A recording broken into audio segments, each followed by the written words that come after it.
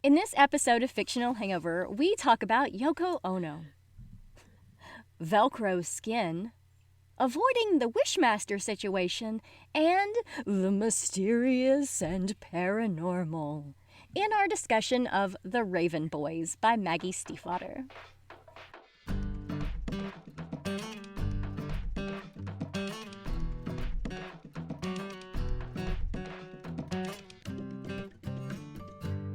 Hey everybody! Welcome to Fictional Hangover, a podcast about young adult and new adult books, series, authors, and voice actors that is full of spoilers. I'm Amanda. And I'm Claire, and today we're going to discuss The Raven Boys by Maggie Stiefvater. Standard disclaimer. If you haven't read this book, or listened to episode 1 of Fictional Hangover, I have. Please remember that Fictional Hangover is all about spoilers. If you haven't read or listened and don't want to be spoiled, stop listening to us and go read or listen to the book. But avoid episode 1 of the podcast. Then come back. If you haven't done this but want to pretend that you have, or if you don't care about spoilers, or if you just like the show so much so you don't care about any of that, then listen up. Oh, episode 1. Ugh. It's been a while, but I have listened to it. Just skip it. Just skip that one. Just skip it. Is that your background info? This was episode 1, but skip it. Skip episode 1. Now, actually, I do have another bit of background info. It's from the Yalsa One Thing Leads to Another blog, which I think we've talked about before. I don't remember which episode that was. It might have been when A.S. King was on, or Libba Bray, maybe. I can't remember. But anyway, there's a whole big, long thing about the interviewer talking about character-driven novels. And they say, you yourself have also described your novels as character-driven, which means reader satisfaction comes largely from seeing people change over the course of the novel. And Maggie's response is, it's true that the characters are what I care about. I mean, I care about the other things, but as a reader, the characters are what I remember. Mostly, I just long to make my readers sick at heart that they will never meet my characters in real life. That's my goal. Does that sound sinister? I mean it in the nicest possible way.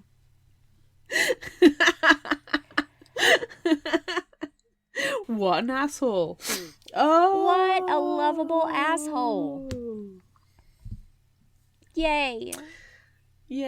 That's a creative asshole. We have a sparkly asshole, yes, a washed out asshole, and a creative asshole. It's wonderful. Everyone can be an asshole. Everyone can be. But not a garbage person. There's a distinction. No, do not be a garbage person. Being a lovable asshole is different. Yeah. Anywho. That's so this right. is your pick because it's Lovable Asshole Month. You too can own your very own Lovable Asshole t-shirt from our Redbubble shop. And currently, Redbubble are doing money off. Ooh. Hooray. Yes. At the time of recording, Redbubble are offering a percentage of discount. Yeah, I was going to ask, is this still going to be going when this episode is released next week? To be fair, Redbubble are quite consistent in doing a money off voucher. They do. They do them all the time. Yeah, it's pretty good. Yeah. Anywho. Yeah, so this is my pick. This is my month, actually, because it's my birthday month, and yay! For your birthday. My birthday. For your birthday month, it was excessively British, and now for mine, it's Lovable Asshole. Yeah. So this is the book that I picked, The Raven Boys, because it's one of my favorite books of all time. 2, I haven't gotten to talk about it with you. 3, it's going to be released as a graphic novel Yes, sometime. I saw that. Yeah, sometime in the next, hopefully, yearish. For the final book in the Ronin spin-off trilogy just came out last month. So Ooh. there's lots of Raven Boys stuff floating around. Once upon a time, there was a TV show that was going to be on Sci-Fi, but that didn't ever happen, unfortunately. But it would have been really cool. I think it would be quite good as an animation. I think it would be. But even reading it, it felt like I could see the comic potential in it. mm-hmm. And generally speaking, if something's got a comic potential, I can see it being an animation. And I think it would be, if it was like a gritty kind of Castlevania almost manga. Yeah. I think that would be quite stunning, actually. Yeah. Especially the Raven. That could be really creepy. Yeah. Yeah, it could be. So, this is just a warning. This summary is longish, and it feels almost a little disjointed for me because the book is written in multiple points of view. So it kind of jumps back and forth a little bit between Blue and Gansey and Adam and Barrington Welk. So it's kind of jumpsy sometimes. But you know what? Whatever, I don't care. Deal with it because it's my favorite book, and fuck all you guys.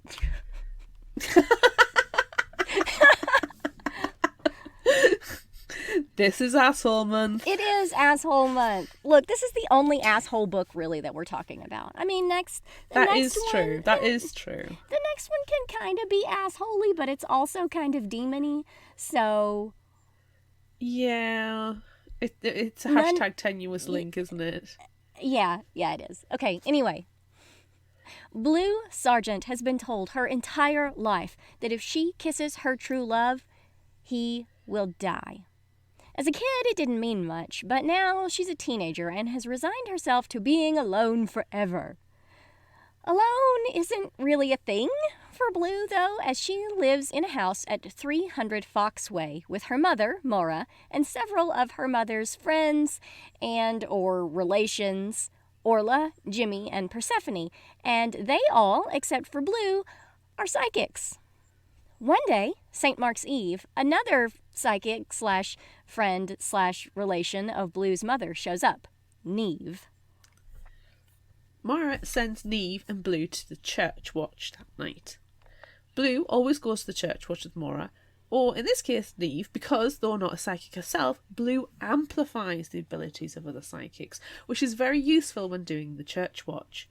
Every year on St. Mark's Eve, they go to a little church along what they call the Corpse Road and collect the names of the spirits they see passing through.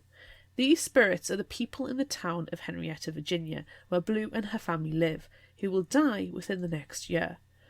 Maura tells anyone she knows who passed their way on St. Mark's Eve about their fate. That's so weird and cool and horrible. I know. This evening is different, though. Blue sees the vague spirit of a teenage boy, which she's never done before. Neve sends her to get the boy's name, and Blue learns that he is called Gansey. Gansey appears to be the spirit of a raven boy, which is what Blue calls the boys that go to the nearby private school, Aglionby Academy. It's very weird that Blue is able to see Gansey, but it's even weirder when Neve tells her the only two reasons why a non-seer would see a spirit on the corpse road. Gansey is either Blue's true love, or she's gonna kill him. Uh-oh. Coincidence? Or both. Oh. I love you.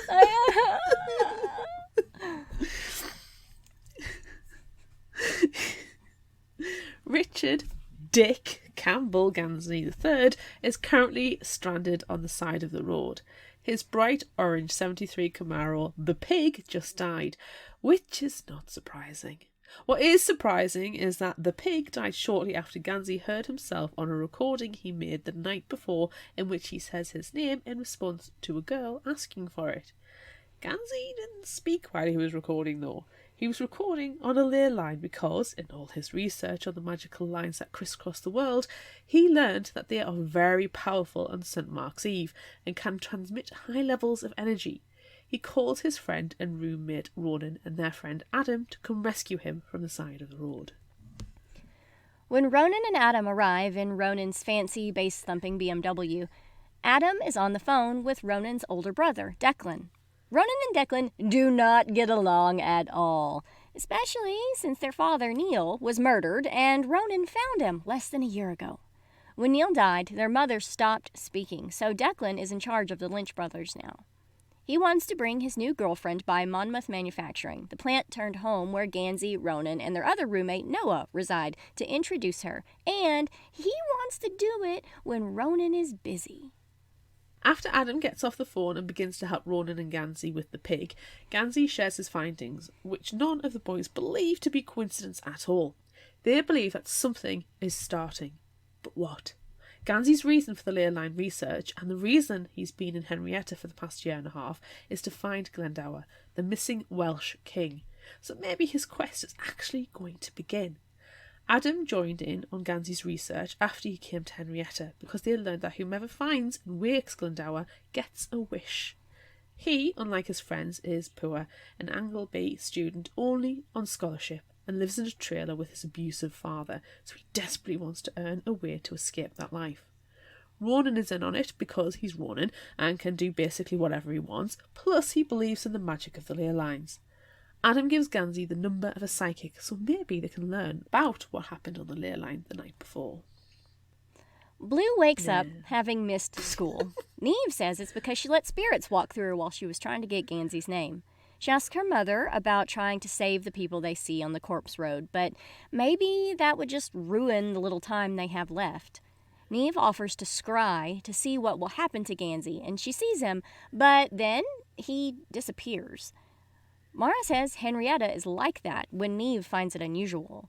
Mara turns to Blue and asks if she has to remind her not to kiss anyone. Then Blue has to get ready to go to work at the local pizza place. Declan brings his girlfriend Ashley over to Monmouth to meet Gansey, Adam and Noah, but Ronan is also there and he and Declan get into it. Ashley talks to Gansey about the ley lines for a little bit, but then Ronan talks about how Declan is going to bring another girl by to do the exact thing before too long, so they leave. Adam worries that Ashley is too interested in Gansey's ley line research, but Gansey isn't, so they decide to go get pizza. Pizza, pizza, pizza. Barrington Welk, the Latin teacher at Aglionby and former student, is tired and headed to pick up homework assignments he needs to grade before class the next day. Like Blue and Gansey, he was also up too late on St. Mark's Eve investigating the ley line. As he's leaving school, another teacher comments on him missing class and sees Ronan's homework on the top of his stack. The other teacher mentions how Ronan never does homework or even bothers to show up for class, but maybe it's because Ronan and Gansey have Latin together. Talk then turns to Gansey and his obsession with the ley lines, which has Welk immediately intrigued. He thought he and his friend Cherney were the only ones. He's wrong. Blue goes to work and sees 4 Raven boys coming, led by a pretentious boy on a cell phone. One of the boys is elegant, one is smudgy, and one is sharp. Obviously, these boys are Gansey, Adam, Noah, and Ronan, but Blue doesn't know that yet. Gansey tries to get Blue to talk to Adam, but it seems more like he's trying to buy her attention, and it's frankly embarrassing for everyone. Maura calls Blue then to tell her that Gansey has just called to make an appointment for the next afternoon, and she needs to be there. I love that phone call. Maura's like, "Are you sitting down? Maybe you should sit down." "No, I don't think you need to sit down. At least lean on something." Yes. I love Maura. Adam and Gansey talk a little bit about the possibility of electrifying or energizing the ley lines in order to more easily follow them. But then the boys leave the pizza place when Declan arrives and he and Ronan get into a fist fight in the parking lot. Adam apologizes to Blue for not being brave enough to talk to her himself, but Blue really feels slighted by Gansey, though she doesn't yet know that he is Gansey. Blue gives Adam her phone number and feels nervous yet excited about it. As she stands outside taking in the idea of giving a Raven boy her phone number, her manager comes out with a journal one of the boys left behind. It's full of many interesting clippings and notes and documents, all about ley lines and Welsh kings and their ties to Henrietta. Blue notices a specific doodle that is exactly like something she's seen her mother and Neve draw before. Early the next day, an old friend of Gansey's, Roger Mallory, calls from the UK. He rambles for a good long while, but then finally tells Gansey that he read some research that the ley lines could possibly be dormant and in need of waking, and that they're buried far underground. He suggests there's a ritual they will need to do to wake the lines, and he's going to try it on a ley line near him in the UK. He just puts the coffee on, and the smell wakes it up. That's all it is. Works for me. That's all you need. No, if it's UK, it's coffee and a bacon sandwich smell. Okay. Sure. That would work. After the phone call, Gansey goes to talk to Ronan about it, but he's not in his room. Noah suggests trying to find him at a church nearby, so Gansey calls Adam for help. The last time Ronan disappeared, Gansey found him in a pool of blood. It's a bad idea for Adam to sneak out because if his father finds him, it'll be bad. But finding your dead friend is possibly worse. Luckily, Gansey finds Ronan in the church, passed out drunk on a pew, holding a tiny baby raven. The raven is the symbol of Glendower, who is sometimes called the Raven King. So this has to mean something. It can't be another coincidence. Sign. Ronan names the raven Chainsaw, and when asked where he found it, he drunkenly slurs, "In my head." Unfortunately, Adam never turned up, which can't be good.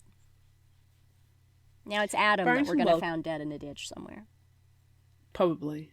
Barrington Welk wakes after not sleeping well, but since he started looking for the ley lines, since Cherney's death after the failed ritual, he hasn't slept well. He wakes knowing something involving the ley lines just happened. He pulls out his old maps and looks at the old places he and Cherney searched. Blue wakes early when she hears Mara and Neve having a conversation about looking for someone, possibly Blue's father. Blue looks through the Raven Boy journal and reads about waking Glendower and earning a favor. She thinks about Gansey coming for his reading later in the day and what that will mean. She decides to take the journal to Persephone's room to see what she thinks about it. Persephone suggests she find out who the journal belongs to and to see if what is inside is true. Gansey goes to pick Adam up for school, but he's not out waiting for him. Gansey wants to skip school to try to find Adam, but he can't if he wants to keep up his classes at Aglionby. Resigned, he goes to school without Adam. In Latin class, Gansey and Ronan talk about Adam missing school, and the teacher, Mr. Welk, seems to eavesdrop on them, but then class begins. Also, Ronan brought Chainsaw to class in a giant bag. Well, of course, you've got to look after your animals. Later, Barrington Welk appears at 300 Fox Way, though he doesn't give his name. He asks for a reading, and the psychics give him one. It's all about him wanting to find something desperately after having lost everything. When Mara turns a tarot card, the Page of Cups, she ends the reading. That card is the card she believes to represent Blue, and she doesn't want her daughter to get involved with this man who seems to be on a desperate hunt for power. Gansey goes back to Adam's after school, but before he gets there, his sister Helen calls asking about their mother's birthday and if he's going to come home anytime soon. Probably, but not right now. He's dealing with more important things.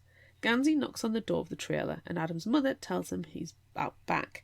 Adam's working on a car, and when he comes out, Gansey sees his face ruined with a black eye and bruises.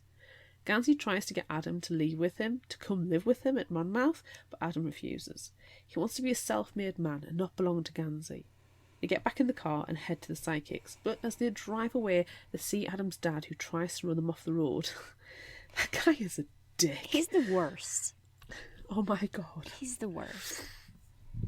Gansey is late to his reading at 300 Fox Way because of his Adam rescuing and because he's brought Adam and Ronan with him. Blue finally learns who Gansey is and realizes that the way he's gonna die is because she's gonna strangle him. Imagine falling in love with someone so pretentious that he tries to buy your time to talk to his friend. Mara directs the boys to the reading room, and they plan to do one-off readings where they each pull one card and the psychics interpret it. Persephone insists that Blue deal the tarot cards to the boys. First, Blue goes to Adam. He pulls the Two of Swords. He's being pulled in multiple directions and being asked to do something he's not comfortable with. He might be able to escape his problems, but that option isn't available to him yet. Next, she goes to Ronan. He refuses to pull a card and instead tells the psychics to tell him something true first. Calla puts her hand on his shoulder and tells him that a secret killed his father, and he knows what it is, which pisses him off, and he leaves the room. Calla has the gift of psychometry, being able to touch something and get a reading. She asks, "What are you?" before he leaves the house. Gansey apologises on his behalf, and then Blue takes the cards to him. Gansey asks Blue to choose his card, and she pulls the Page of Cups. But Mara freaks out and forces Blue to reshuffle and make Gansey choose. But again, he pulls the Page of Cups. Frustrated, Mara takes that card from him and makes him choose again. This time, he pulls the Death card, but he's not disturbed by it. Then he asks about the ley lines, but Mara and the other psychics pretend not to know about them. Gansey asks if they really don't know about the lines or if they just don't want to help him. Uh-oh, that is actually the truth. Mara tells Blue she doesn't want her to ever see the Raven boys again. After the boys leave, Mara asks Calla what she saw when she touched Ronan, and she says that he's creating. That sounds oddly ominous. Yeah. Thank you for that cryptic message. Yeah, what does that mean? Gansey wakes up later that night to a very weird and terrible sound. He goes to Ronan's room to find him feeding a screaming chainsaw. After this, Gansey goes back to his room to look at the journal, but he forgot that he left it at the pizza place. Then he hears a wasp in his window. He immediately thinks of being stung to death, which happened when he was a kid, and now he's too terrified to move. Luckily, Ronan comes in to say something and then attacks the wasp with a shoe. He came to ask Gansey about something Noah told him. Noah said that Gansey and Adam might leave together on the Glendower quest, so Ronan wonders if Gansey doesn't want him to come along. That's just ridiculous, though. Gansey won't leave any of his friends behind. Ronan starts to say something else to Gansey, but then mumbles about something strange happening and how something is starting. Gansey agrees. Blue wakes and goes out in the backyard and finds Neve scrying behind the beech tree. She approaches and talks to not Neve, a creepy voice that comes from Neve, but is definitely not her. Blue disrupts the scrying. The next day, Welk looks in Gansey's locker and takes his notebooks to copy. He sees things that he wants and knows that he and Churney were on the right track back when they were teens and that Gansey is on the right track now. He's got to beat him, though. He's got to be the one to wake the ley lines and take their power. Blue talks to Calla about why Neve is there. Calla says she was meant to be there looking for someone, but now she seems to be there for something more. Blue asks Calla to go through Neve's things, using her psychometric power, with Blue as a booster. They plan to go into her room sometime when she's not there. Calla will figure out when will be the best time and let Blue know. As they are talking, Blue gets a delivery of flowers from Adam. Blue then asks Calla if she should tell the Raven boys where the Corpse Road is, but Calla can't make that decision. Ever since the boys came to 300 Fox Way, Blue has felt that she has been tied to them. She asks Calla not to say anything to Mora. Yeah, it's for the best. Yeah, probably, yeah. Messing around outside with Noah and Ronan, who wants to build a ramp to the moon, Adam decides to call Blue. God, I love Ronan so much. I can't not love him. Sorry. Noah tells Ronan in the background that Adam sent her flowers, which doesn't seem like it goes over well. And also, how did he know? But Adam calls anyway and invites Blue to go with the group later in a helicopter to try to spot the ley line. Disbelieving, Blue agrees. Yeah, just go on the helicopter ride. It's fine. It's fine. That's It's not average. normal. Adam goes to pick Blue up a little later, and their conversation is sweet and awkward as they walk to Monmouth Manufacturing, where there is indeed an actual helicopter. Blue gives Adam a map to the church where they do the watch, and Gansy's notebook. She says that she wants to be in on whatever they're doing, so they get in the helicopter. Gansy's excitement in the helicopter is contagious. He introduces Blue to his sister Helen, who is piloting. Gansy feels a little jealous about Adam and Blue, but doesn't really understand why. Adam gives Gansy the map Blue drew, and when he asks her about the map and its lack of details, she says, "That's all there is." Gansy immediately realizes that it was Blue's voice he heard on the recorder because they said that exact same thing then. But what does that mean? Ronan asks if Blue knows Gansy, and she has to reveal how she knows him. But first she asks about the drawing he has done throughout his journal, the same one that her mother and Neve drew.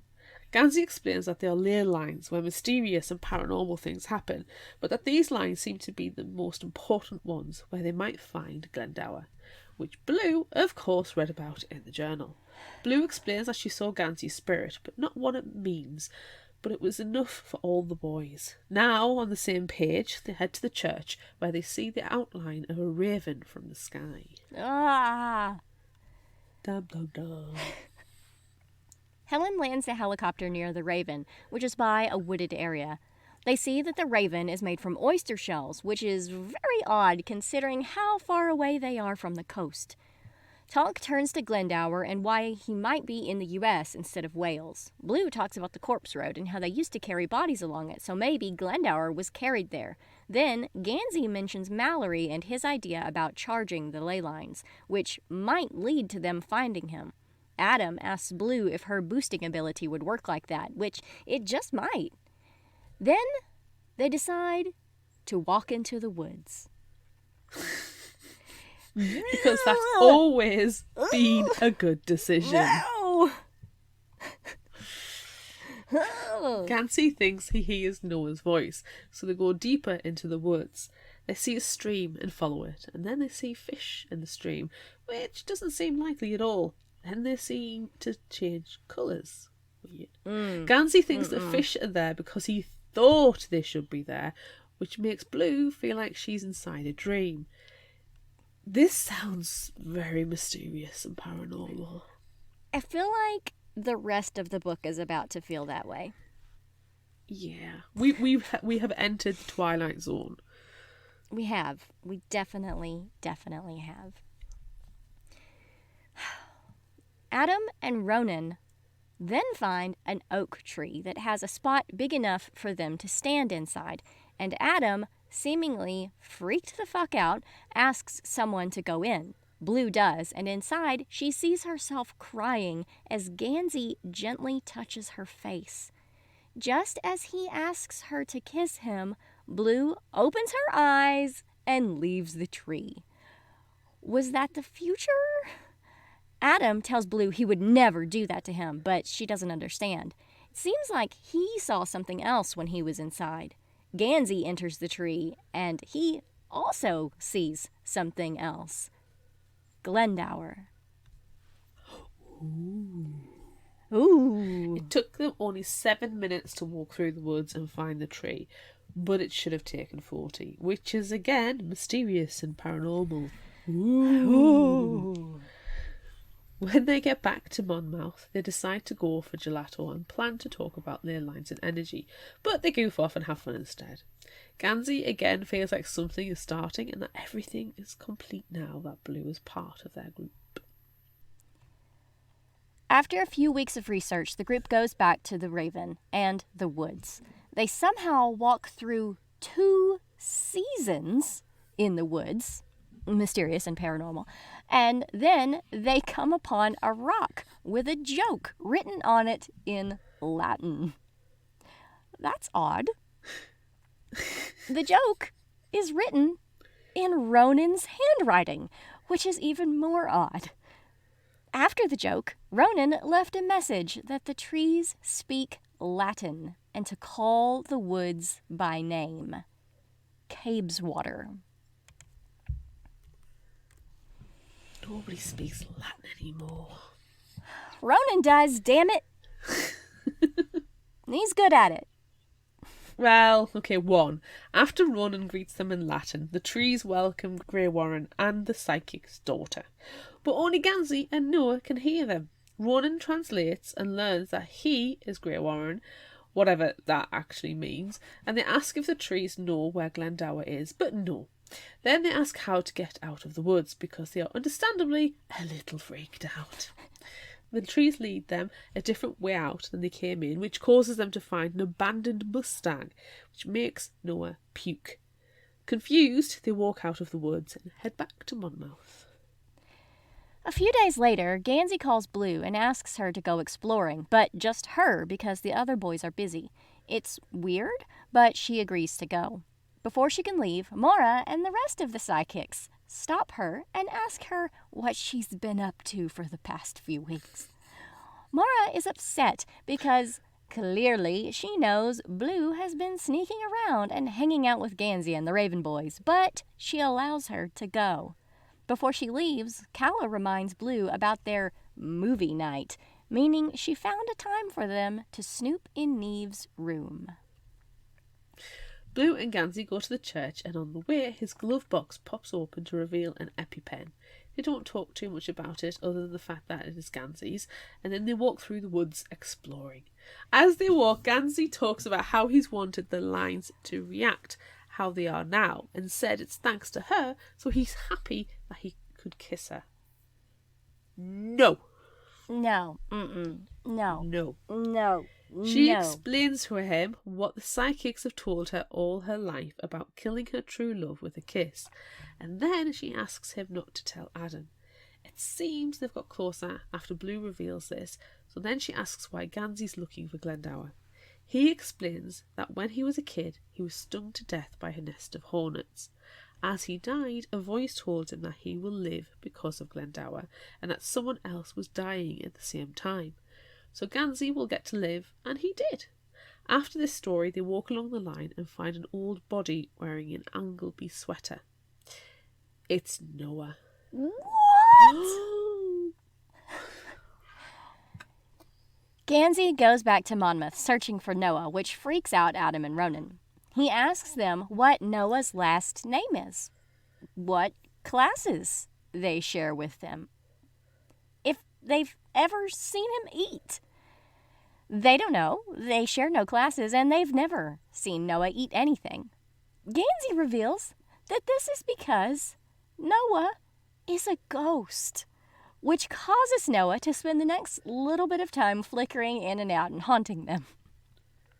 Adam wants to do something to get the old Noah back. Ooh, mysterious and paranormal. Later, Gansey goes to visit his mother for her birthday, and while he's gone, Declan comes by to tell him that Ronan is getting expelled. Shit. Adam calls Gansey to tell him, and then Gansey calls the school to bribe the counsellor.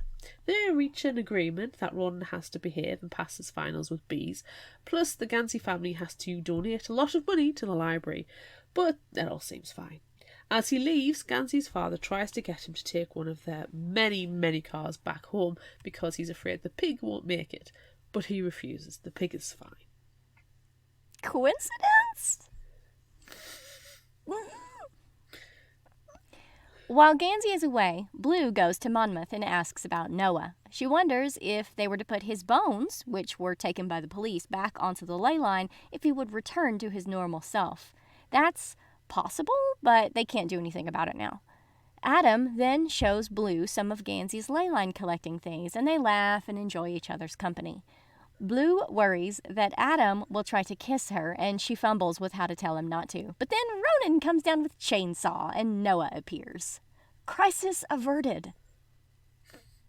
Noah tells him that he was more when he was alive, so Blue offers her energy to him and he immediately becomes more vibrant. He tells them he's been dead for 7 years, which Adam records was exactly when Gansey was stung to death. Noah said that his death on the line was supposed to do something to it, maybe wake it up, but it didn't work. Ronan tries to get Noah to tell him who killed him, but he doesn't want to confess. Finally, he says they already know. Do they, though? Do they? Do they? Gansey drives back home in the Pig. He's frustrated about Ronan and having to bribe the school. Now, just when Glendower seems possible. Instead of researching and possibly finding the missing king, he's got to babysit his friend and go to classes instead. He gets more and more frustrated and starts driving aggressively, speeding like crazy, until the pig dies. Coincidence? Soon, a car pulls up behind Gansey and Barrington Welk gets out, demands Gansey's journal, and pulls out a gun. Nice damn it. He yells at Gansey about him finding Noah and how the police have come asking questions. Then he asks about Glendower. When Gansey says he hasn't found him and hands over the journal, Welk cocks the gun and puts it on his forehead. Gansey punches the gun away and they both scrabble for it, and Welk, clearly mad, runs away back to his car. Wherever he's heading now, he's got nothing left to lose. Ah, jeez. What an ass. While all this is happening, Blue and Calla go up into the attic where Neve has been staying. Persephone joins them and tells them that Mara knows what they're doing and that they have until midnight. Calla and Persephone explain that Neve came to see Mara and offered to help her find Blue's father, who Mara called Butternut. They soon get to work, and Calla touches a set of scrying mirrors and learns that Neve isn't happy with her success and wants more. Uh-oh.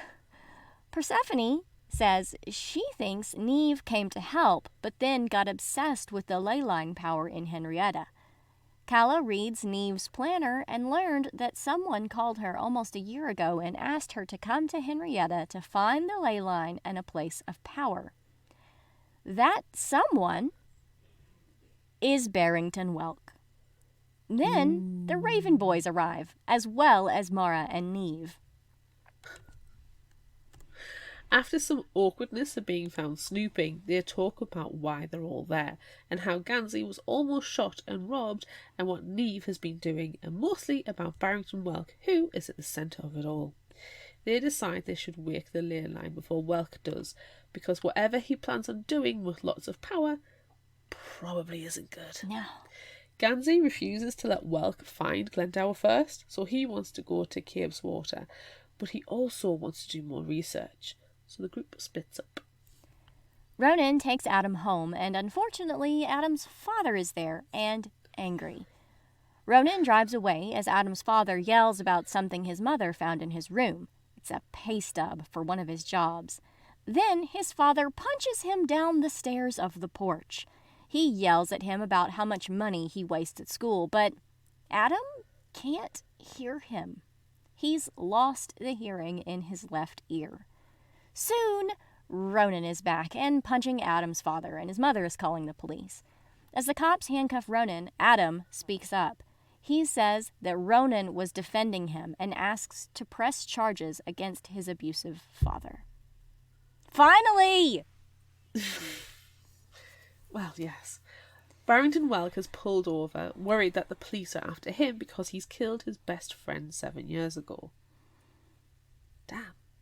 There is a payphone near where he stopped, and it's ringing. That's odd, mysterious, and paranormal. Mysterious. He answers it to find Neve on the other line. Paranormal. She offers to help him complete his ritual that he asked her about the last time they spoke. What? Excuse me, what? What? What? What? What? Gansey picks up Adam from the hospital, and Adam dejectedly asks Gansey to take him to get his stuff. They fight about Adam being too proud to get help and about how condescending Gansey is. Gansey feels like nothing as Adam storms off. He convinces Adam to get in his car and tells him he'll take him anywhere, that it doesn't have to be Monmouth. They go to Adam's trailer and get his things, including his father's gun. That guy does not need a gun. No, not at all. Blue goes to Monmouth and finds Noah. As they talk about Adam, the phone rings, and Noah tells her to answer it. Mallory calls to tell Gansey that he tried the ritual, and his colleague, who was there assisting, literally stepped out of his skin. Yikes! What the hell? Yikes! He tells them they set up a circle of stones on the centre of the ley lines. His friend said something jokey about losing his skin, and yeah, that's what happened. It just came off. Apparently, the lines are very literal in what they do, and much more powerful than they ever thought. Then Gansey, Adam, and Ronan arrive.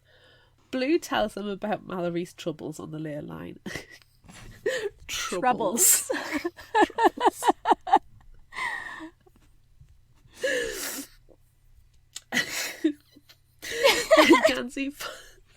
And Gansey falls into a pile of pity. Gansey doesn't want anyone to get hurt, continuing to try to wake the line, but Adam and Ronan don't care. They fight about waking the line before Welk can. Welk, meanwhile, is currently tied up in the backseat of his own car, and Neve is driving. He knows she's going to sacrifice him like he tried to do with Journey. Wah wah. Oh, so sad. Troubles. Back at 300 Fox Way, Adam approaches Blue, who is sitting under the beech tree.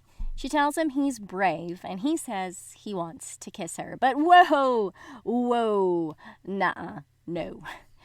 Then they talk about what Mora told him at his reading.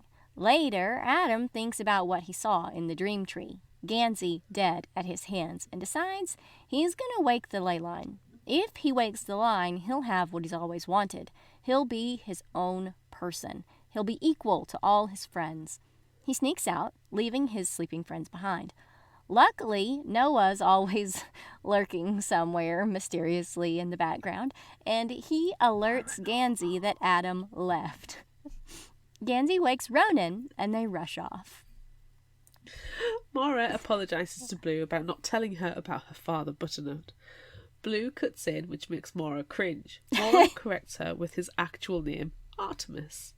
Mora thinks Artemis has something to do with the ley lines. When Mora and Persephone and Calla were younger, they did a ritual on the ley line, and soon after, Artemis appeared. They had a baby, Blue, and as soon as she was born, Artemis disappeared. Persephone comes in to tell Blue that the Raven boys are coming to get her. The psychics decide to help by stopping Neve, but they'll do that from home. Adam goes to Cabeswater and realizes, just like what Mallory said, it is very literal. When he arrived, he wished it had been daytime, and immediately it became daytime. He realizes he must be careful. He finds Neve's scrying materials and then sees Welk and Neve. Welk is arguing with Neve about being her sacrifice like he sacrificed Churney. Neve tells him his sacrifice will not be painful, or at least not for long. She will bleed him out on the line, but then he bashes her in the head. Damn it. Blue, Gansey and Ronan enter Cabeswater. They find Noah's Mustang again and watch as an invisible hand inside writes on the dust in the windows, "Murdered, murdered," over and over again. This is very mysterious and paranormal. Ronan writes, "Remembered," back. Then they take off deeper into Cabeswater. Adam approaches Welk with his father's gun. He asks about Noah, but Welk refuses to talk, then threatens to cut off Neve's face unless Adam throws the gun. Neve explains that Welk killing her won't be an adequate sacrifice to the ley lines, so it won't work. Then Gansey and the others appear, and Neve disappears. Apparently, the psychics did something mysterious and paranormal back at 300 Fox Way. As a scrabble happens with the gun and all his friends fight, Adam jumps to the line and makes a sacrifice. He gives up himself. He offers to be the hands and eyes of the line, and Cabeswater wakes. Ooh. Welk shoots Adam, angry that he made the sacrifice, but Adam does not get hit.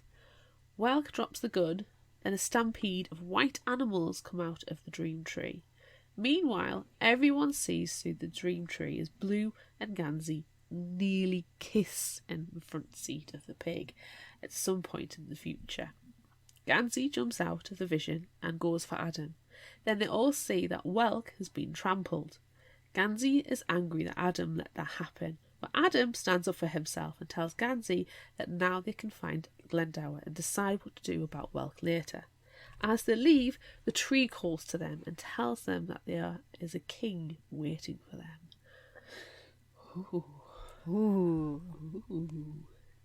A little bit of time passes, and at the beginning of June, they attend a funeral for Noah before digging up and reburying his bones on the ley line. They bury Noah at the old church, and then he appears, solid, and asks if they can go home. As they leave, Ronan says now would be a good time to tell them that he pulled Chainsaw out of his dreams. Oh. Ah! That's literally the end. Damn. That's that the is last both mysterious line. and paranormal. It is mysterious and paranormal. Crazy. Should we go hunt for some ley lines? We should. Let's take a ley line break. Hi, I'm Michael. I'm Barbara. And I'm Lauren. We are the hosts of Badass Literature Society, a book review podcast where we take book recommendations from listeners like you, read them, and then discuss them on our show. Join us once a month as we dive into the books you picked and talk about them. And don't miss our bonus episodes covering all sorts of random bookish topics that come out in between reviews. Don't worry, if you want to read one of the books, the first part of each episode is designated spoiler-free, so you can listen and see if you'd like to read it, and then come back and listen to the rest later. You can find Badass Literature Society on Apple Podcasts, iHeartRadio, Spotify, Amazon Podcasts, and anywhere else you like to listen. Now, back to the show. So. Oh, yeah. Well now, wellity. Bloody lot happens in that book, doesn't it? I know. So much happens in that book. It's such a good setup for the rest of the series. There's 4 books in the series, isn't there? Yeah. So tell me, Amanda, why is it your favourite book? This is one of your favourite books. You know, come on. Tell everybody. This is one of my favorite books. I think the thing about it is, and it's also like Laini Taylor's books, it's very verbose, and it's, I don't want to say magical realism because that's not exactly what that means, but it's a real, regular, normal world, and everyone's normal and human. I mean, minus a ghost and whatever Ronan is. But there's just normal people, and weird stuff happens to them. But it's a normal, regular world. And I think that's my favorite thing about it. Also, I really love the vocabulary and the word choice and how rich it is, which I know a lot of people don't like. It almost feels kind of daunting because there's so much. It's so heavy. but I love it. I love it. And I also really, really love Will Patton's narration. Okay. He narrates a lot of Stephen King's books too, and I just really like listening to him talk. He's got an actual true Southern accent. It's not fake. I mean, some of it's fake, but Yeah. it's real. You know, it's not like he's doing General American or something like that. He's not putting some real. weird drawl on. No, and I really like it. I know that it's tough because he's, you know, his voice is pretty deep and there are a lot of ladies in this one, but I feel like, which I know you probably don't like about it, which you probably don't even like this book at all, but I don't know, I just like Will Patton's voice. I think he did a great job. Especially with Ronan. Yeah, with the boys, it's perfect. But yeah, you're right. Like, there were a lot of female voices, and Blue was fine, but there were some others that I will admit did make me cringe a little bit. They were a little bit too like breathy, or he was trying to do a pitch that wasn't natural to him because he's trying to do a female voice, and I didn't like all the female voices, but every time it was just the boys, perfect. He had a really smooth narration. It was really rich. But yeah, it was mostly good. See, I completely disagree. I completely disagree with you because, like, I have a feeling that you're talking mostly about Persephone's voice, but Persephone is very willowy and barely there, which comes into play later in the series about there's a lot more about Persephone's character that shows up later, and she's very wispy and floaty and isn't paying attention to anything that's going on. So I can understand why he made the choice to have her voice so whispery and high-pitched and delicate, but it just comes into play later. Well, I mean, that's fine if he's taking cues from the series rather than just the book, then that's fine. But having just read the one book, having just read the Raven Boys and having no concept of what happens in the rest of the series at all, it wasn't my favourite narration, but for the female voices. But like I said, with the boys, it's perfect. And I have absolutely no commentary about that, you know. Stick to the male voices were really excellent. And then but then, you know, if he is taking the cues from the rest of the series, then that's fine. But it's just mine is based from one book and one book alone. It wasn't 100% for me. I feel like we Probably should stop talking about 95%. the narration because that doesn't have anything to do with the book. No. Even though I loved it, and you're wrong. We are allowed Lovable our different asshole! opinions. We are allowed our different opinions. Yes, but if we don't stop talking about it, I feel like we're going to get into a lovable asshole fight. Well, I've said my piece when you've said yours, and I think that's fine. You know, it's the same with other narrations like The Night Circus, Jim Dale. He's got a glorious, delicious voice, but I just could not get away with the audiobook. And I remember, I think I listened to about 75%, and I didn't realise I'd listened to 75% of the book because I just didn't hear it because his voice didn't stick in my brain. It was too nice. It was too calming. It's just one of those things. Some books are easier to read. Some books are easier to listen to. Most books are easier to listen to. Can I say how much I really enjoy the fact that the Raven's called Chainsaw? Yes, I like Chainsaw. I liked that Chainsaw just appears one day and they're like, Gansey's like, where did you find a raven? He's like, I just found it. Just found it. He's like, no, people find pennies. You don't just find a raven. And he's like, oh, you're jealous. I found a raven. But it's because he pulled it out of his dreams, which you don't find out until the literal last line of the text. That's not normal. He's creating. What's going on there?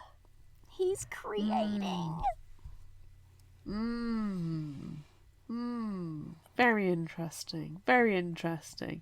That is a very interesting and intriguing and tidbit that you kind of want to follow through. It's dropped in so the last second you're like, damn it, okay, I'll read on. Even if you had no intention of reading any more in the book, you're kind of like, well, I've got to know how that's happened. Yeah, I've got to know. What does this mean? Did he really pull something out of his dreams? And what else does he pull from dreams? So much.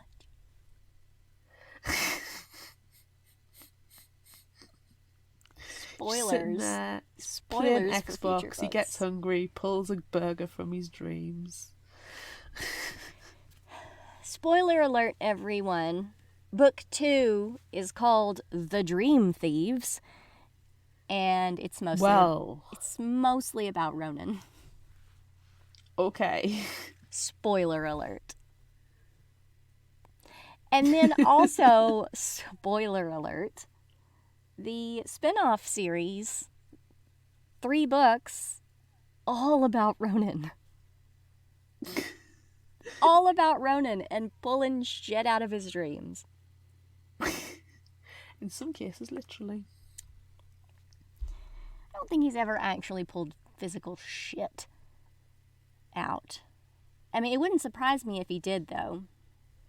And then lops it at someone. Yeah, it wouldn't surprise me at all.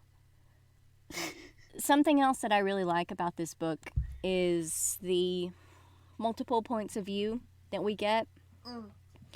And I really like how different Gansey and Adam are, and really how different Adam is from everybody, because he doesn't fit in. He's a scholarship student. He's working 3 jobs and going to school just so he can afford to go to this school. And like, he gets the shit beat out of him by his dad all the time and just doesn't stand up for himself. And then when Ronan comes to his rescue, he finally does decide to stand up and say, hey, don't arrest him. Don't arrest my friend. He was literally just trying to save my life. Also, I'm completely deaf in my ear now, thanks to being punched down the stairs. His dad is the worst. Those things with his dad were the worst. They were terrible. And his mom, too. His mom's worse, I think, than his dad. Saying, don't you think it was a little bit your fault? Nah, never your fault for getting punched down the stairs. No.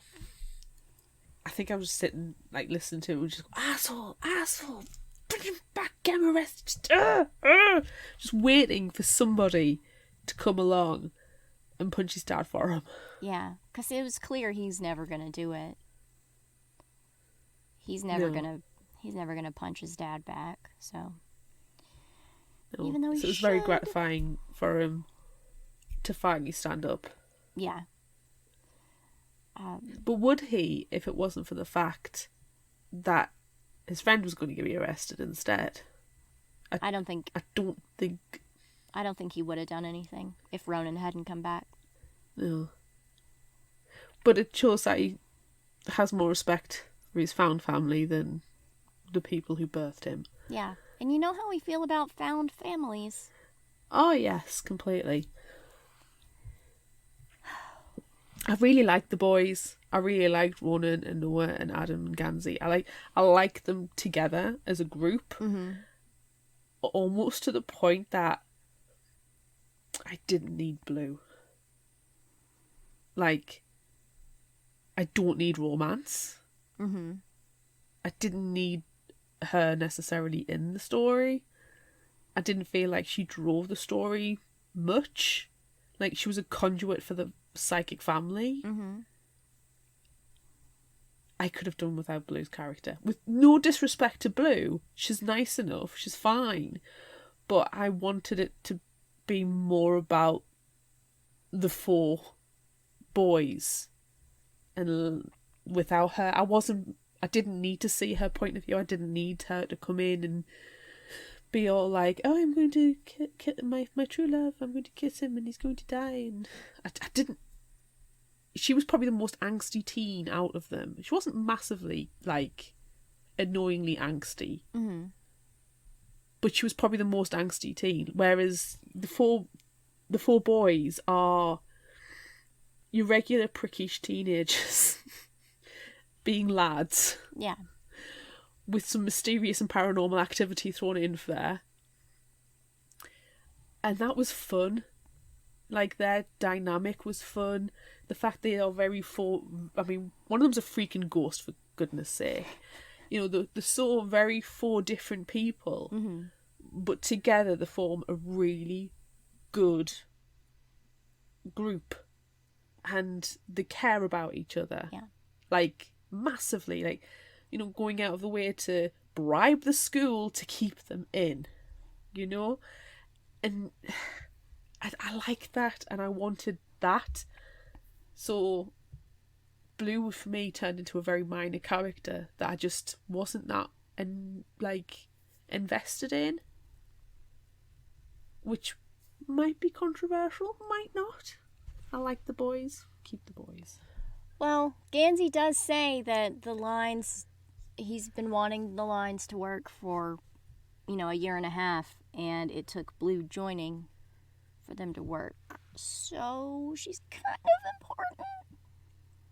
She is, but I also get the Yoko Ono vibe. Like, is she going to Yoko Ono the Raven boys?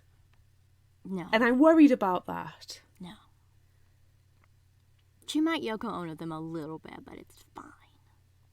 Don't Yoko Ono the Raven boys. It's fine. It's fine. It all turns out fine in the end.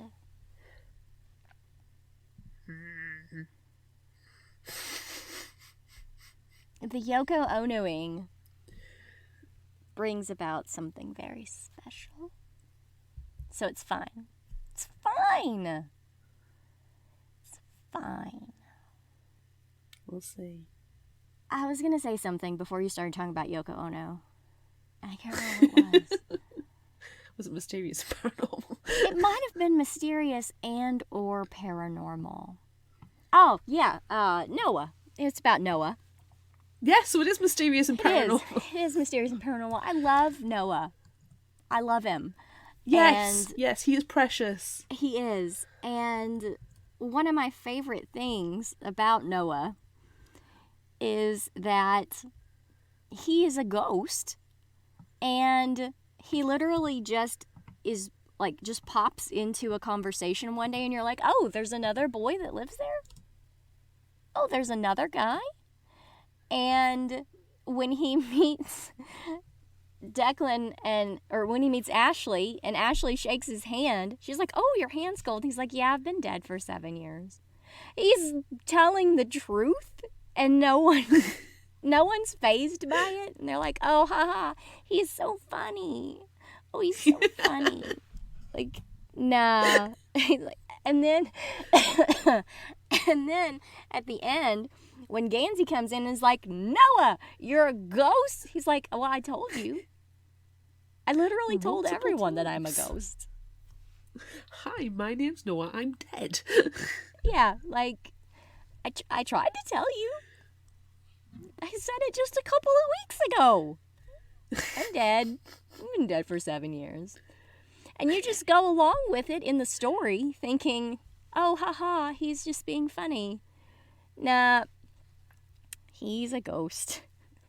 He actually I think that's where the is a audio ghost. probably wins over the print book, because it's said so offhandedly, whereas if you saw it on the written page, you'd probably stick in your mind a little bit more, but when you're listening to it, you kind of it's such a flippant remark that it's easily dismissed, whereas if you're reading it, you're like, he's just told her. Wait, he just said he's a ghost? Like, is that real? I've been dead for 7 years. Is that real? Is he being sarcastic? Exactly. But there's so many moments where they're like, oh, look, there's the 3 boys, and then there's 4 of them standing there. And it's like... Yeah. Which was actually probably my surprise, just nipping ahead a little bit there.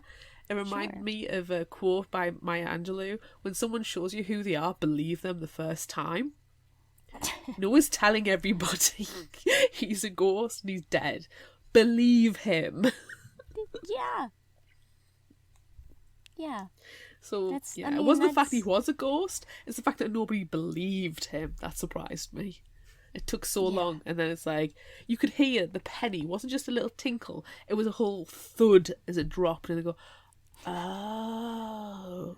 Oh. So that's he doesn't why pay rent. nothing... Yeah, he doesn't pay rent. Nothing's ever moved in his room. He just appears. He knows things when he wasn't around. Like when Adam sends flowers to Blue and Noah's like whispering to Ronan in the background, hey, yeah, you just bought her some flowers. He's like, how do you know that? Where were you? Yeah, he was there. He was there just in the background. He and Agatha would be really good friends. They're just hanging out behind the ferns together. Being a little creepy. A little creepy, a little mysterious, perhaps a little paranormal. Definitely a little mysterious and definitely a little paranormal and definitely a bit creepy. Yeah, and he's just always there. He's just always there in the background. And he is precious. He is so precious. precious. He is really the precious. description of his body on the ley line when they found it was really icky. Yeah. And I loved it. Yeah. I also really love when Roger Mallory calls and I was like, well, we did this thing and then my friend's skin fell off. And then he's like, don't tell Gansey, okay? Because he's delicate. And he's going to get upset by that. He literally stepped out of his skin. Like, he's gonna be fine. But, yeah, his skin fell off. It's going to itch if it grows back. Yeah. But he's gonna be fine. It's fine. He's fine. It's just a little spot of trouble.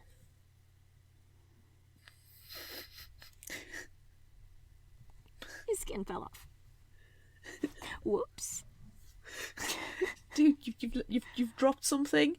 It's your skin. You're It's your a dead skin. Your skin fell off.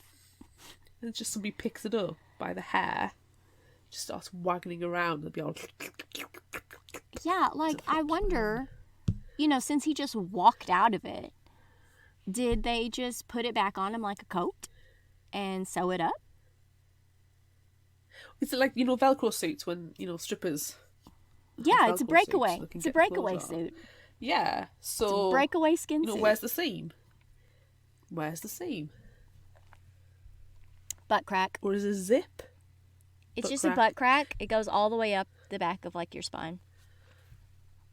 Okay. I mean, is it going to be buttons? Is it Velcro? Is it a zip? I mean, for it to break away so easily, I feel like it's probably Velcro. Yeah. Because if you're going to put it back on... Because if it was a zip, I mean, you'd have to unzip it if it was a zip. Yeah. And buttons, poof. You'd have to have one of those special hooks they use on wedding dresses. Yeah. Yeah, so it's probably Velcro. Skin. It's Velcro skin. It's Velcro skin. It's mysterious and paranormal Velcro skin.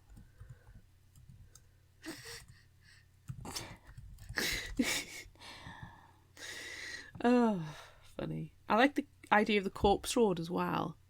That was both mysterious and paranormal. And It was. I liked that. I liked all the Yeah. ghosty element, because you do know I enjoy a ghost. Yes. And that was fun. Yeah. I do enjoy that. Barrington Welk, what an asshole. Yeah, that guy was the worst. Second only to to Adam's dad. Yeah. Adam's parents, Barrington Welk. Yeah.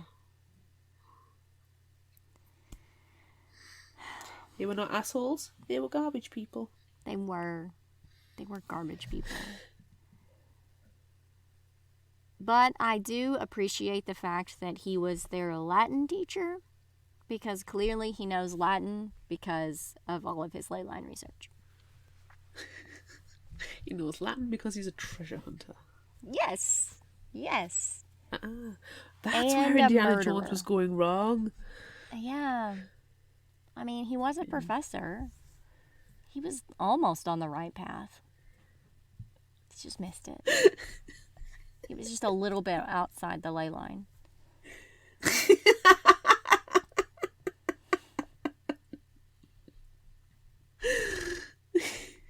I like the helicopter scene as well. Like, the little bit beforehand, which is like, oh, yeah, it's going to be a helicopter. And it's like, yeah, no, it's an actual helicopter. Yeah, it's actual. It always reminds me of One of Us Is Lying, when it's like an actual lizard.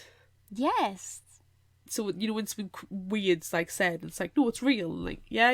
And then actually you find out it's real. I always think of actual lizard. It's always what pops into my head. There's nothing wrong with Stan, that. he's an actual lizard. This is an actual helicopter we're going to go Actual flying in. helicopter, yes. Yeah. I was reading some reviews after I read this. I don't read reviews and books beforehand.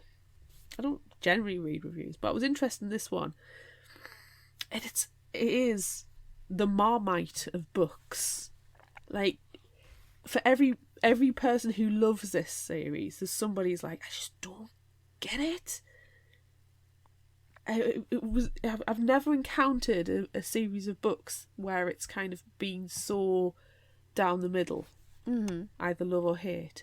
It was very strange, but interesting to read people's point of views and what they didn't appreciate.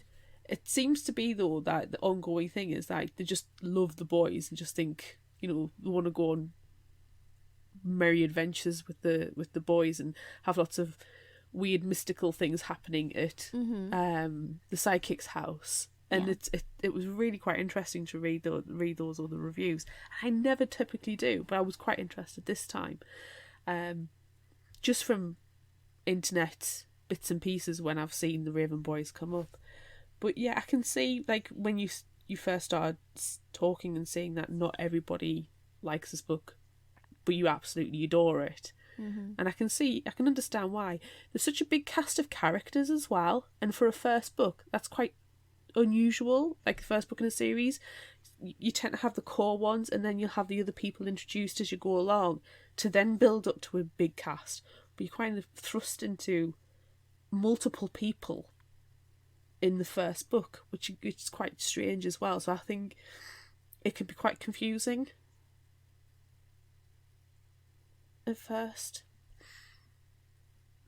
but it's definitely an interesting adventure. So who's your favorite character? Noah. Sweet Noah. He must be protected at all costs, because, you know, he's already been viciously murdered. Yeah. I like this scene where Noah, he's been found out that he's a ghost, and so he's in the background haunting everyone all the time. And then Blue comes over, and it's that awkward scene where she's kind of wants to tell Adam not to kiss her, and then Ronan shows up with chainsaw, and then Noah shows up as well. But Blue shares her energy with Noah, which is a big deal with her, whatever this weird power that she has. And just the change of Will Patton's narration whenever Noah is fading away or when Noah has a body, I really liked that scene. Because she's like, here, you can share my energy. And she puts her hand out and Noah grabs it and then says, God! Like, oh, wow, I just got a supercharge. And I really like that. Yeah, and Blue then he's must like, be a battery of some kind. yeah, she's, what does Gansey say? Everyone's favorite table at Starbucks? Where the power outlets Which doesn't are. sound very polite. Well, look, Gansey is so pretentious and 1000% condescending because he's literally made of money and never has to think about anything. He poops change. He probably does. And Ronan is the same because Ronan's family has a lot of money too, even though his father was murdered. And Declan is in charge of all of that now. But Ronan's also made of money, but he can also just dream up more money if he needs to. I'm sure there's something vaguely illegal in that, but it's probably not written into law, so is it? Probably not. There's probably not a lot you can do about it. How are you Only going if to the prove it? money that you dream up and take is somebody else's money. Maybe. Yeah. Because then that's technically theft. Yeah. There's a lot of grey areas here. It's very mysterious and paranormal. It's very mysterious and slightly paranormal. So which of the Raven boys is your favourite, sorry? Ronan. Ronan. Ronan is my favorite of the Raven boys, but I like all of them. But Ronan is my favorite, mostly because he's a lovable asshole. And he's the whole reason why I call anyone a lovable asshole. He's Ronan is where it, Ronan is where it started. There's not just a whole lot of Ronan in this one, so you don't get to see much of the lovable side of him. It's mostly the asshole side, but you know, there's a couple of times where you can see that he is actually caring, like when he punches Adam's father, or when he's taking care of Chainsaw. Like, oh, Yes. he's actually kind of precious. But You've got to earn his... He doesn't bestow it on everybody. You have to earn the right for Ronan to care. yeah, and there's a couple of times where Blue says that she wants to prove herself to Ronan, and she doesn't know why. It just feels like she has to. And I mean, I just like him.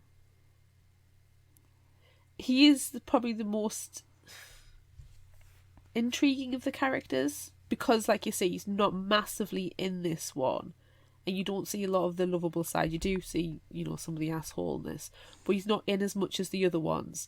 So certainly the seeds of interest are being planted. Yeah. And what the hell? Pulling things from your dreams? Like, do you have to be asleep to pull them from your dreams? Is it conscious? I have questions, okay? And I'm not going to ask them because you'll either answer them, which will be spoilers, or you'll not answer them, but you will because your expression. Don't play poker. Sobs. I would be terrible at poker. I'm fantastic when drunk. No, I'm just like snickering behind my cards. Shifty eyes. I don't have 4 aces. No. I do. What was your So- surprise, by the way? I've read this book a million times, so probably if I think back to the first time that I read it, probably Chainsaw was my biggest surprise which again, it's the literal last line of the book. So that's ridiculous. Yeah, probably chainsaw. Yeah. And I mean, I guess Noah. Noah being a ghost. Noah being a ghost isn't surprising, because he freaking tells you. It's how everybody else doesn't realise. Or you might think, oh, they're just going along with it because they don't want everybody to, treat him different because he's dead. No, it's because they don't realise, honestly. Anywho. But I told you! I told you!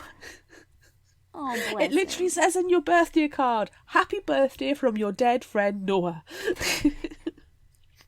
God, he probably would do that, wouldn't he?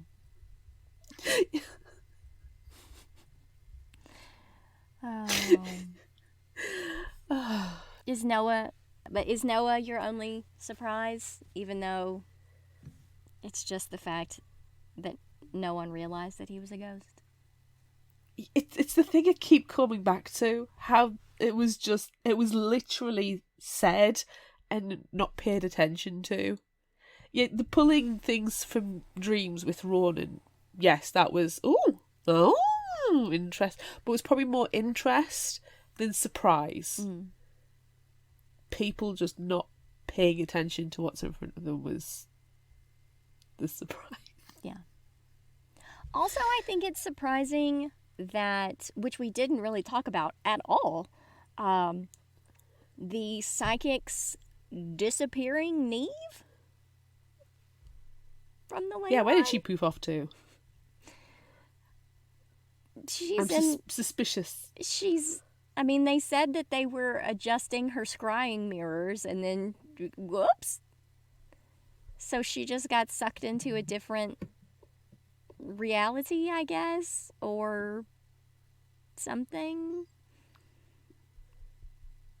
But at Where did least, we place Neve? but at least she wasn't the one to wake Cave's water and the ley lines. And at least it wasn't Barrington Welk. I mean, if it was Ronan, it would be dangerous. If it was Gansey, I mean, he's already got everything else. Let somebody else have it. So, I mean, I guess I'm glad that it's Adam. Yeah, he's the most sensible choice. How did nobody realise that Barrington Welk is the asshole he is? His name's Barrington. It's pretentious. Yeah. You've got a pretentious name, the chances are you're going to be a villain of the piece. Yeah. Like And Gansey. you teach freaking Latin. No, mate. No. Who needs to teach Latin these days? You don't go to freaking Eton. You're not going to be some scum-guzzling MP anymore. No. You teaching Latin in an American school, you're a bad guy. Yep. You might as well have just given a moustache that he twiddles or a British accent. Yeah. Freaking hell. Barrington. Bad guy. Don't worry, he was trampled by White animals. Things, creatures. misty dream Mysterious animals? and Mysterious and creatures paranormal trampling. from the ley line.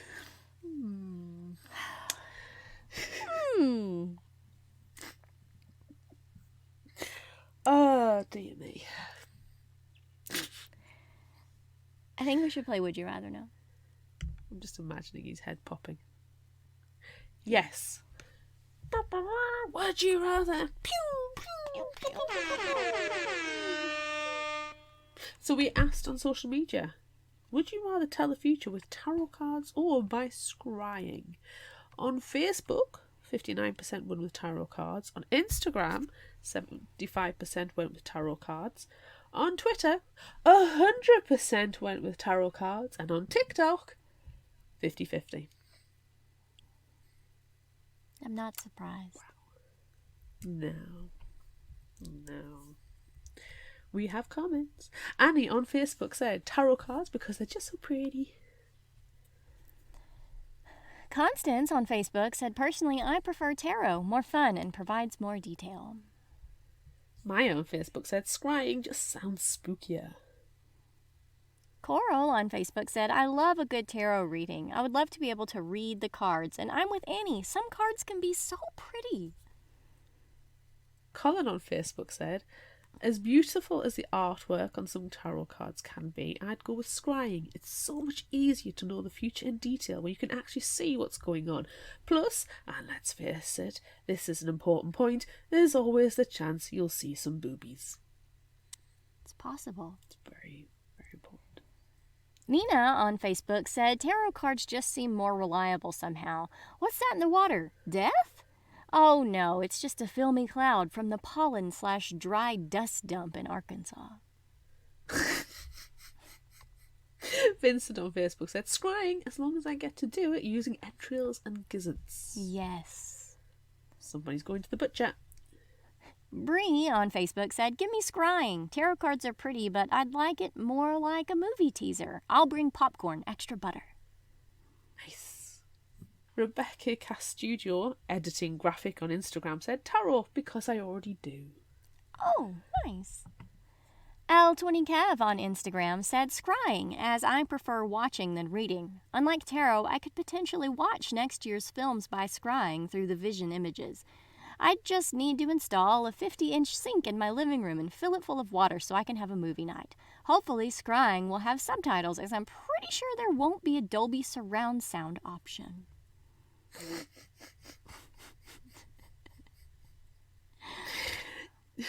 GS Pink Mills on Instagram said, I've always thought scrying sounded cool. I use crystals personally. Oh. And finally, Ruth Canost on Instagram says, tarot, always a story with the cards. So what are you doing? I think I'll go scrying. Samesies. Yeah. The images you can see can still be obtuse, but I think I prefer scrying. Yeah. Tarot cards are pretty. They are pretty. I agree with the comments there. I've got a literally set sitting next to me. But yeah, I'm gonna go scrying. Yeah, I'm also going to go scrying, but just like in Neve style, where at one point they find a scrying bowl and they're pretty sure it had blood in it. Yeah, I don't want to be standard. I'm not going to be like in the kitchen, like looking in a little breakfast bowl going, ooh. You know, going to find me in the middle of the woods with some weed stubsons going, are you okay there? Like, yeah, I know the future. Yeah. If you're not going to go mysterious and paranormal kook, then what's the point? What's the point? There is none. Would you rather be called Richard Campbell Gansey III or Barrington Welk? Remember we were just talking about the most pretentious names? Please see previous argument that if you are called Barrington, you are the bad guy. I mean, Richard Campbell Gansey III is still pretty pretentious and likelihood to lead to villainy, but not as bad as Barrington in my opinion. So I'm going to go with Dick. I love that when Blue is making fun of him for his name and she calls him Dick, he's like, please no. Just no. Don't call me Dick. Don't call me Dick. I mean, I think everyone probably knows my answer to this question based on the previous arguments. Obviously, I am the bad guy. So obviously, I am picking Barrington Welk. Villain. Me. Villain. True. Scrying in a pool of blood. Barrington Welk. Would you rather be told your kiss will kill your true love, or that you are alive because someone somewhere else died? Those are both pretty terrible things. But I think that I would choose to be told that I'm alive because someone somewhere else has died, because that's already happened and there's nothing I can do about it. Yeah, I agree. Because you don't really want to test the theory. You can't. That's a theory you can't test. It's, you know, it's history. But the kissing the true love thing, that's a take a chance. And what kind of kiss is it? And what if you kiss someone who you think is your true love and they're like, I'm fine? I also dispute the phrasing of true love. I hate that. Because what the hell does true love actually mean? Does it have to be romantic love as well? Because, you know, you could kiss your best friend or just a relative who you absolutely adore. It's such an intangible, for me, slightly meaningless phrase because it isn't quantifiable. And aren't you allowed to have more than one true love? So you just go around kissing everybody and everybody dies. Exactly. And I mean, if you look at this situation as well, we were talking about, you know, the whole found family versus, well, sperm and egg donor, really. If this was in Adam's place and he went around and he kissed the other boys, Ronan and Noah and Gansey, he loves those boys probably in a platonic way, because, you know, they've helped save his life, they keep him safe, they give him a home and a family. So is that not true love? I think true love can mean a lot of different things to a lot of different people, so it's very much more ambiguous. Yeah. And true love's kiss. You know, are you going to use true love's kiss to erase a fairy spell on your uncle, Sookie Stackhouse? Like, you know, it's questionable. But if being told that you're alive because someone somewhere else has died, like, there's nothing you can do about it. It's done. No. It's done. It's over. They're dead. You can't bring them back to life, except for you can, kind of, because it's Noah. Shrug. Yeah. But if you think about it as well, like, the mortality rate in childbirth used to be astronomical, so somebody literally did die to, you know, so you were alive. So again, it's kind of a ambiguous statement, but if you're taking it in the literal sense that Noah had to die in order for Gansey to be alive, then it's different. But it's a statement of you are alive because someone somewhere else is dead. It's kind of, well, do I know that person? Were they a good person? Were they a bad person? You know? Were they destined to cure cancer and I'm just going to be a lazy layabout? Also, I don't know, that phrasing as well. Organ donation. Somebody had to die for you to receive a very important organ to keep you alive. Yeah. This is this whole fate, destiny conversation that's, you know, it's not appropriate to have now, but it's there. It's there in this question. This question is bigger than a simple would you rather. Let's move on. I feel like everyone needs to answer this question, thinking about it as deeply as we have. Yeah, we could go a lot deeper, but let's not keep this a 10-hour podcast. Yeah, let's move on. Would you rather be a ghost that everyone thinks is alive, or be able to power up energy? So essentially, be a ghost. Would you rather be Noah or Blue? Be a ghost that everyone thinks is alive, because you could have so much fun with that. I know. You can just tell people all the time, like Noah does. Yeah. I'm dead. Shrug. Oh, you've got And they're very just cold like, ha, ha, hands. ha, Yeah. ha, ha, ha, ha, I don't ha. have circulation. And then you knock their mint plant off the desk. I'm sitting there eating pizza. I miss pizza. Yeah. I'm very offended right now. What about you? Are you a ghost or being a battery?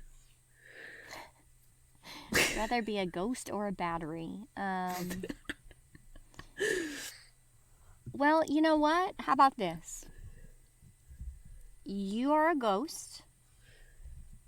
I'll be a battery. So you can have the power to, still be around. I'll share my energy with you. Thank you. We'll make a great team. I will spook people Okay. just for you. Okay. And then I'll hold your hand for a while and boost you up so you can do the librarian scene from Ghostbusters. Oh, it's happening. It's happening. Yeah, it's happening. That might actually be the first thing that we need to do. Yeah. All right. Good plan. Last question. Would you rather wake a ley line or wake Glendower? Now, we actually haven't woken Glendower yet, but we know that if we wake Glendower, we know that if we wake him, he'll grant us a wish. So that's very important. But waking the ley lines, which is what all of this first book was about, seems to be a very powerful thing. Mm-hmm. So I think I'm going to take extended power more than just the one wish. You can't wish for more wishes probably. So I'm going to wake the ley line and take the power that comes with that. And if I'm it with means I you. walk out of my skin, so be it. We'll No, Velcro just it make back somebody on. else walk out the skin. It's a sacrifice. They're your sacrifice. No, I'm with you. Wake the ley line. The thing is with the wish, you've got to. It could go, with gins, and they get quite it's tricksy. It's a monkey's paw, is what it is. What it is. It's Wishmaster. It's a Wishmaster. God, I love those movies.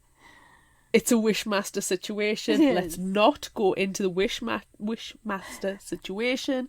Let's avoid that. Yes. Just wake the ley line. Yes. Yeah, okay. Oh, man. Now I want to watch those movies over again. I love Wishmaster. They're so bad. I haven't seen them in so long. There's 6 million of them now, isn't there? There's a ton of them. And now I'm going to have to go and watch them all this weekend. You're welcome. All right. Favorite final thought quote?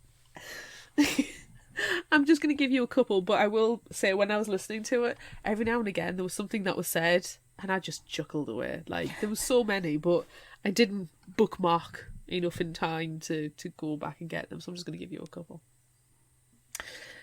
The problem with being weird was that everyone else was normal.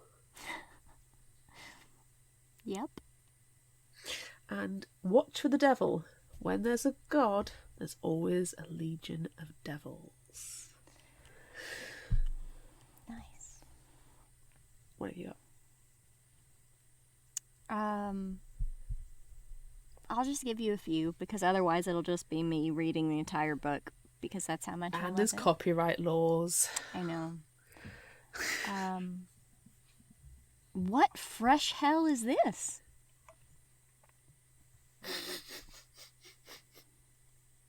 When Gansey walks in on feeding chainsaw and it sounds awful and he just pleasantly walks into the room. Oh, what fresh hell is this?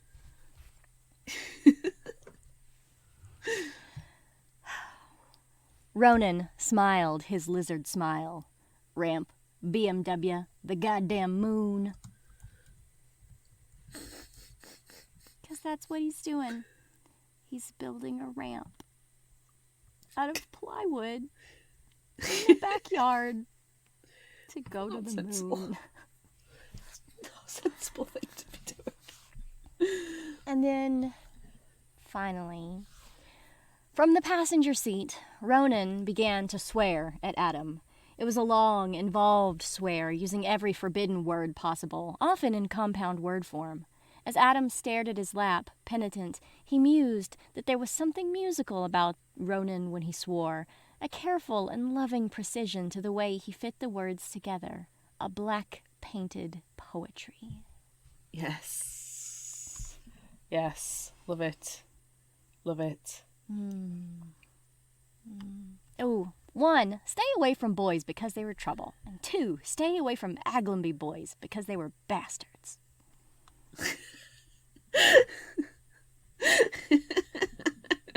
Oh, and I also like, he asked for a specific. I gave him a specific. I'm sorry it wasn't puppies. Sarcasm. There was a lot of sarcasm in this book. So much sarcasm. So good. Literally dripping from the pages. Yep. And that's probably another reason why I love it so much. Yeah. Yeah. All right. If you liked this, try this. Okay. I am going to recommend this, not because I've read it, but because it's by one of your favourite authors. And there is hashtag tenuous link in there as well. So I'm recommending this just because we are reading another one of your favourite books, and I thought, let's go for one of Amanda's favourite authors. Yes. And it's called Lips Touch 3 Times by Laini Taylor. And it's illustrated by Jim DiBartolo. That's her husband. There you go. They're precious. 3 tales of supernatural love, each pivoting on a kiss that is no mere kiss, but an action with profound consequences for the kissers' souls. Do we have a not so tenuous link? It's mysterious and paranormal. The first story is called Goblin Fruit. In Victorian times, goblin men had only to offer young girls sumptuous fruits to tempt them to sell their souls. But what does it take to tempt today's savvy girls? The second story is Spicy Little Curses. A demon and the ambassador to hell tussle over the soul of a beautiful English girl in India. Matters become complicated when she falls in love and decides to test her curse. And the third story is called Hatchling. 6 days before Esme's 14th birthday, her left eye turns from brown to blue. She little suspects what the change heralds, but her small, safe life begins to unravel at once. What does the beautiful fanged man want with her, and how is her fate connected to a mysterious race of demons? I honestly thought this is a perfect recommendation against the Raven Boys, but also it's a perfect recommendation with it being Amanda's month. Yes, because I do love Laini Taylor, and that's a delightful story collection. What is your recommendation? Are you cheating? Okay. You're going to cheat. I'm cheating. Obviously, finish out this series, which we will do eventually on the show. Mm-hmm. But then move on to Ronan's trilogy, which begins with Call Down the Hawk. So that's what I'm going to share with you today. Call Down the Hawk. Okay. Ronan Lynch is a dreamer, which we just learned from the literal last line of this book.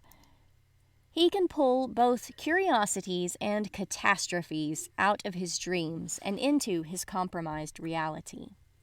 Jordan Hennessy is a thief. The closer she comes to the dream object she is after, the more inextricably she becomes tied to it. Carmen Farouk Lane is a hunter. Her brother was a dreamer and a killer. She has seen what dreaming can do to a person, and she's seen the damage that dreamers can do. But that is nothing compared to the destruction that is about to be unleashed. Ooh.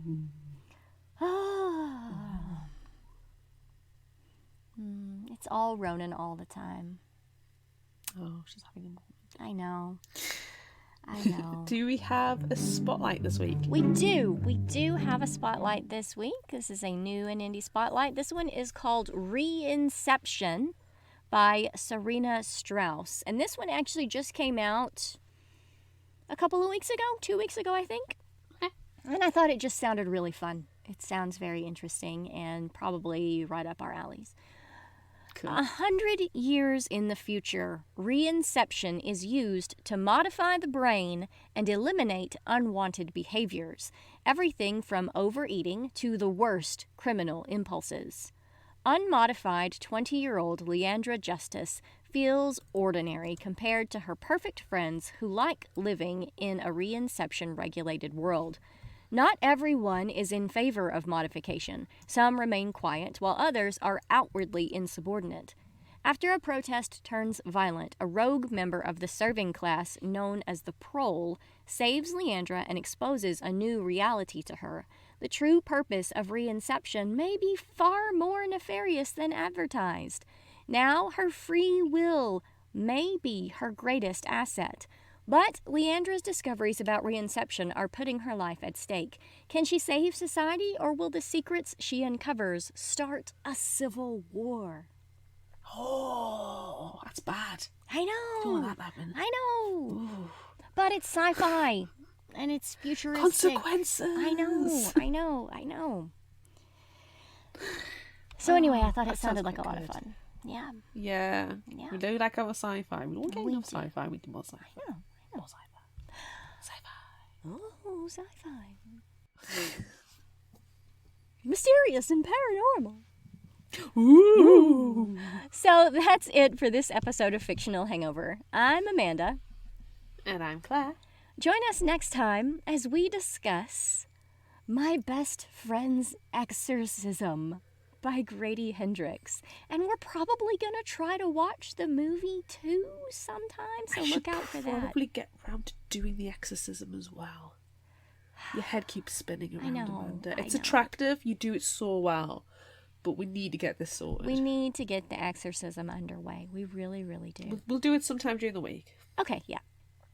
Look out for our Would You Rather polls on social media. Don't forget about our book club and monthly challenges on Facebook. Be sure to visit our shop on Redbubble at fictionalhangover.redbubble.com for all your favorite Fictional Hangover-themed merchandise. And become a patron of ours on Patreon at patreon.com/fictionalhangover. Until next time, remember, the only cure for a fictional hangover is another book.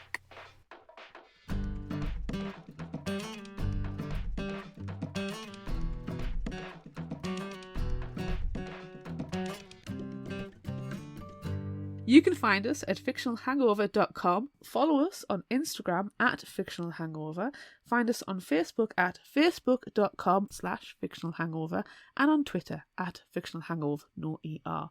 If you like this episode, check out our others, and be sure to rate, review, and subscribe so you don't miss out. And finally, special thanks to Liz Emerson for her music. You can find her on Facebook and Patreon. Thanks for listening.